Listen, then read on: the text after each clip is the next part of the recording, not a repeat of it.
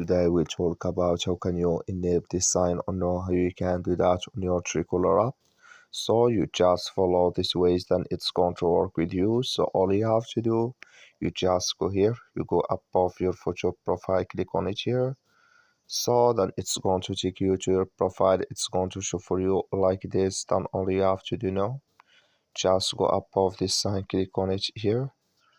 So then it's going to take you to it's going to show for you like this here. Then you click here on calls.